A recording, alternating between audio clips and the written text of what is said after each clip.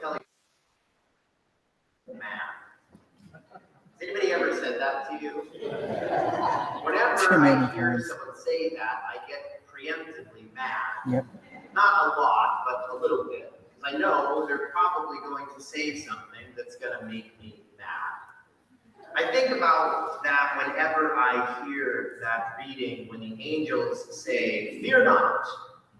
Hark and Harold, our resident angels, are pretty friendly looking angels. They're smiling, they don't seem overtly threatening, but they are also not biblically accurate. The descriptions of angels in the Bible include things like wheels made out of eyes, 6 sets of wings, different parts of different animals combined into one body. Biblical angels are terrifying.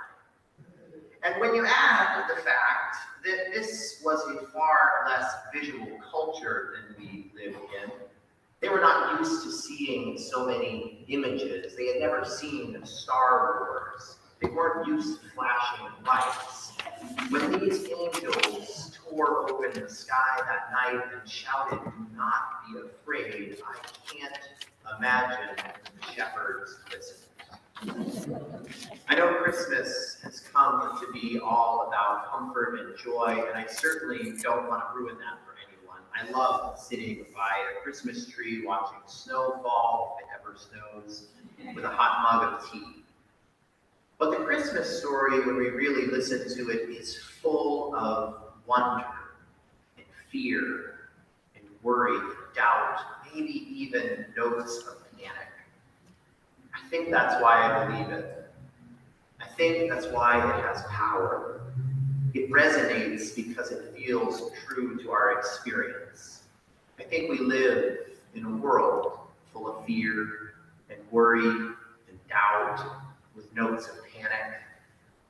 I won't tell you not to be afraid because I feel like that's a little patronizing. Of course, not for an angel to say, but for a mere mortal like myself, it's not my place to tell anyone whether or not to be afraid or upset or sad or joyful or whatever. Well, I won't, but I can tell you that those shepherds, who perhaps with fear and trembling stayed to watch, saw something incredible. They saw themselves becoming involved in a powerful story, a story of a God who so deeply wanted to connect with us that they were willing to risk everything.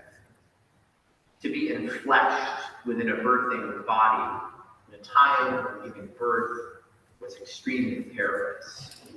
To be born a Palestinian Jew when it was occupied territory. To simply exist in a world in which there is plenty of fear, worry, and doubt, and notes of panic. God took a risk. And while I won't tell you how to feel at Christmas, I will tell you that I believe there is power in this story. I will tell you that I think it's worth risking being wrong, to choose to believe that peace is possible here on earth. It might seem ludicrous to suggest that there is reason to be hopeful on a planet in crisis. It is probably terrifying to some of you to sing songs about love. What if we're wrong? What if it isn't true? What if we risk everything and it doesn't work out? I think I'm a natural-born cynic, despite my profession. If not, then the harsh reality of this world has certainly caused me to lean that way sometimes. Sometimes it feels safer to be cynical, to simply accept that maybe things aren't meant to work out, that miracles are impossible, and that we are alone in the world. Sometimes that feels like a safer, more reasonable wager. I confess that sometimes it seems more convincing than the idea that at the very core of existence, in the space between quantum particles in the molecules of our breath, there is a spirit who is alive in this flesh, in all flesh. Sometimes it feels less risky to believe in nothing than to believe that the cause, purpose, and final end of creation is in fact love. God took a risk. It didn't have to work out. It could easily have failed. And yet tonight, we are gathered here together over 2 millennia later, hoping that peace is possible, pondering how we live the love of God with justice and joy. I'm willing to risk a lot for this. I'm willing to risk being called naive or foolish or a dreamer or worse. I'm willing to be dismissed as unrealistic or too sensitive. In spite of my cynicism, I am emboldened to proclaim the truth that I cannot prove and yet simply cannot deny. Christ is born. God is with us. And it doesn't make everything perfect, and it doesn't mean nothing is scary. But I pray that his presence, the reality of God living and breathing in all flesh, in everything that lives, I pray that that is enough to keep us here for another year, hoping, praying for peace, insisting that love and joy are truly worth betting on.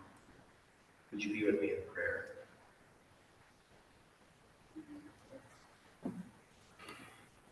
Incarnate God, you have come to dwell in all flesh, in everything that has breath. You have taken on the vulnerability of a newborn babe, and you share in the precarity of all creation. From the insecure, fragile people who sit upon thrones, to the downtrodden, frustrated people living at the margins, you know what it means to be afraid. You are river and mountain and snow and rain. You are everywhere that life dwells, groaning out for a world transformed by the simple, powerful story that love can indeed be the way, that peace can finally prevail. Give us hope this Christmas.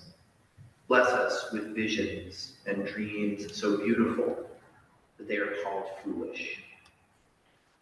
God, even when we are afraid, perhaps especially when we are afraid, keep us near, willing to risk being wrong, knowing that while we may hope against all odds, we do not hope in vain, because we hope